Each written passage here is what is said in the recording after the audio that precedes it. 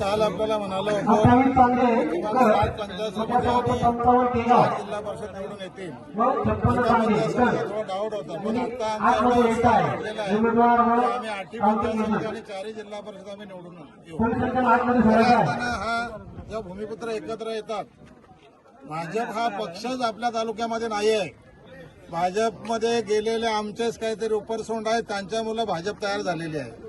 आणि आज या ठिकाणी ज्या वेळेस शिवसेना, शेतकरी कामगार पक्ष, काँग्रेस, राष्ट्रवादी इथले स्थानिक जे काय छोटे मोठे पक्ष जेव्हा एकत्र येतात, त्यावेळेस खऱ्या अर्थानं भाजपची या ठिकाणी धुलदान झालेली आहे. आणि भविष्य खूप उज्ज्वल आहे.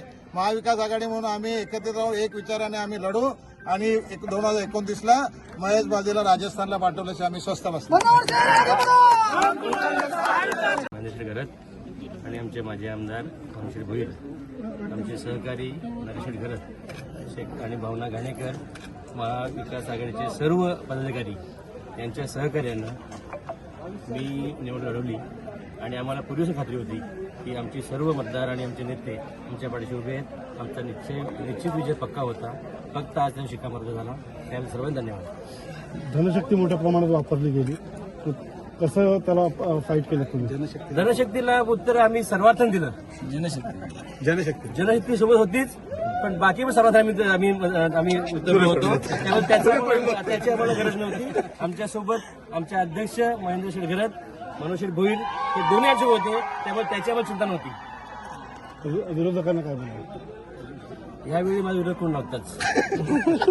मी महाविकास आघाडीच्या माझ्या निवडणुकीमध्ये ह्या निवडणुकीत आम्ही काँग्रेस, शिवसेना, शेकाप, राष्ट्रवादी आणि आमचे मनसे, शरद पवार गट, राष्ट्रवादी आणि आमचे काही नाराज होऊन गेलेले काही वर्षापूर्वीचे जे आमचे जुने सहकारी ते सुद्धा आमच्यासोबत होते.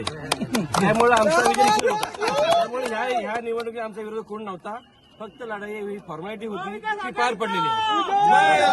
सर्वांनी माझ्या सहकार्यांनी माझ्या प्रचारामध्ये माझ्या ह्या सिस्टीममध्ये सर्वांनी मोलाचं सहकार्य केलंय.